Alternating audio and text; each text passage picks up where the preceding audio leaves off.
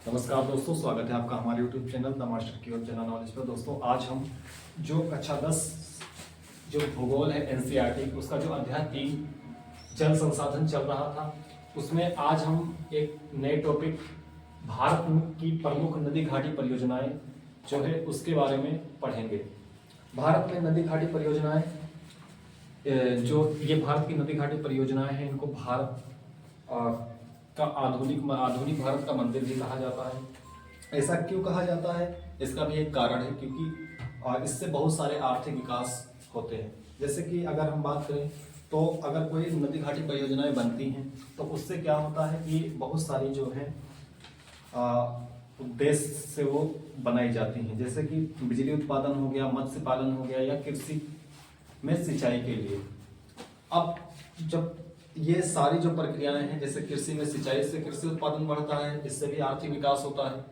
या फिर अगर बात करें तो मत्स्य पालन, इससे भी मत्स्य का उत्पादन हो सकता है, इससे भी क्या होता है, आर्थिक विकास होता है।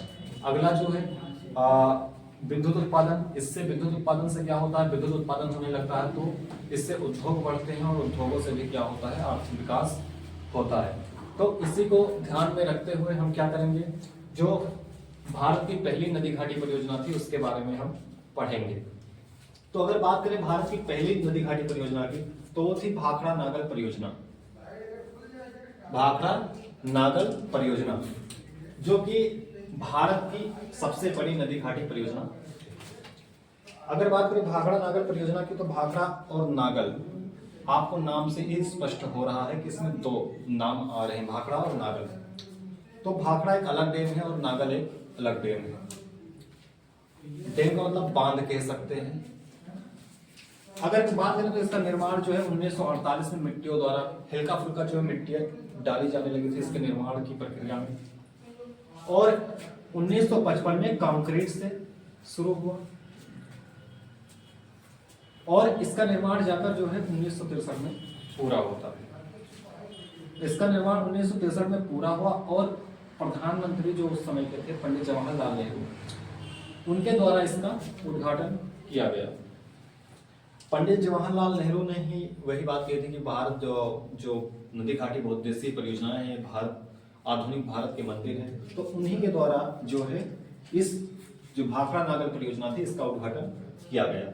अगर बात करें किसकी देख रेख में बना था या इसके इंजीनियर कौन थे, तो वो थे हर्वे स्लोकम। ये जो भाखड़ा नागल परियोजना थी इसके इंजीनियर हर्वे स्लोकम थे, जिन्होंने इस परियोजना को अपनी देखरेख में बनवाया था। अगर बात करें तो यह सतलज नदी पर बना हुआ है, सतलज नदी पर बना हुआ है। और इसमें सतलज नदी क्या है, शिवालिक रेंज जो है उसकी जो सक्रिय घाटियां हैं उनमें भी बहती है।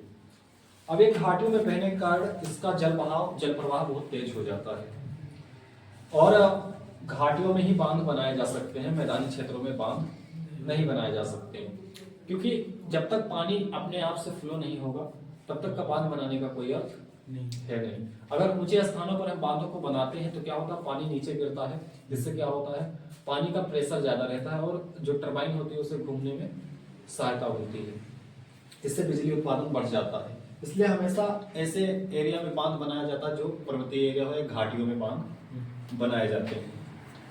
अगर इस परियोजना के अंदर जो है दो बांधों का निर्माण किया गया था, एक तो था भाखड़ा और दूसरा था नागल, इसलिए इस परियोजना का नाम पड़ा था भाखड़ा नागल परियोजना। सबसे पहले हम भाखड़ा की बात कर लेते हैं। तो यह भारत का दूसरा सबसे बड़ा ऊंचा बांध है। अगर पहले बांध की बात करें तो पहला बांध है टिहरी, जो भारत का सबसे ऊंचा बांध है, और ये जो है भारत का दूसरा सबसे ऊंचा बांध है।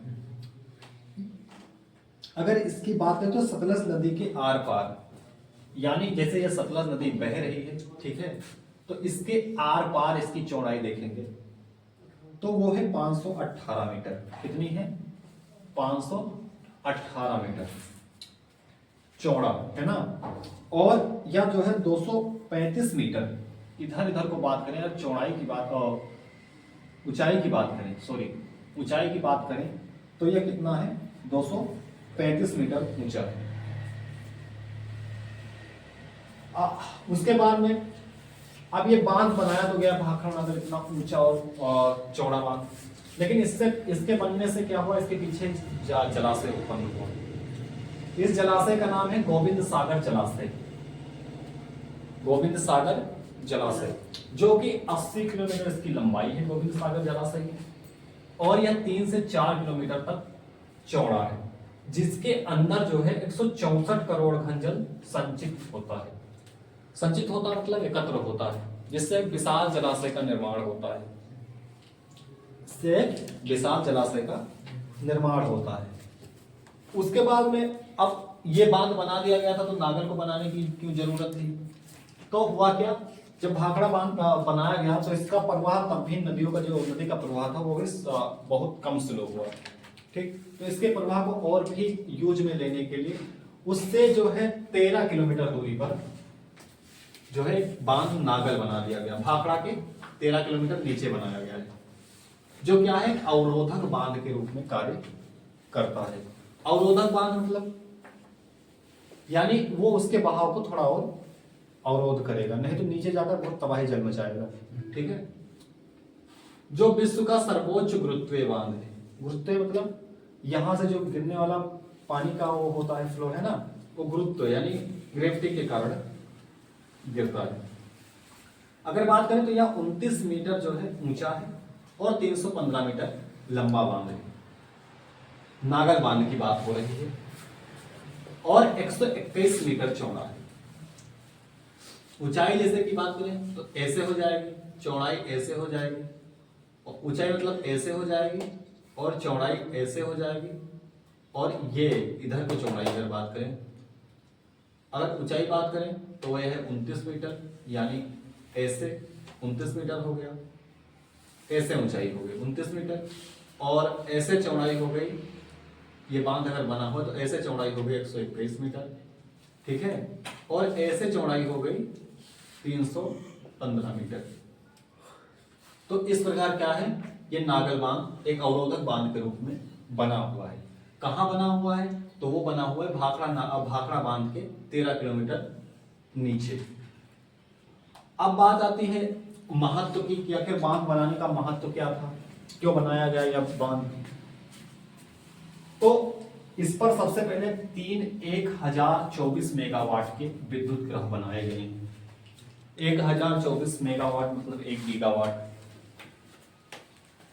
इससे निकलने वाली मुख्य नहरों की लंबाई जो है 174 मीटर है, जो मुख्य मेन नहर है उसकी लंबाई 174 किलोमीटर है, और अतिरिक्त नहरों की लंबाई जो अन्य नहरें भी निकाली गई हैं उसको जो है 1100 किलोमीटर उसकी लंबाई है। अगर हम पूरी नहरों की टोटल शाखाओं सहित बात करें तो वो है 4370 किलोमीटर, जिससे 27 लाख हेक्टेयर भूमि क्या होती है, सिंचित होती है। ये भूमियां किसकी हैं? ये भूमियां हैं, अगर हम मैप पर बात करें तो ये भूमियां हैं उत्तराखंड, हिमाचल प्रदेश, पंजाब, हरियाणा, राजस्थान की। तो अब इसको हम क्या करते हैं, मैप पर देख लेते हैं कि कहाँ ये बना हुआ है, ठीक। तो यहाँ हिमालय से नदी निकलती है जिसका नाम क्या है, हिमालय में मानसरोवर है, वहीं उसी के आसपास से एक नदी निकलती है उसका नाम है सतलज। क्या नाम है? सतलज नदी नाम है।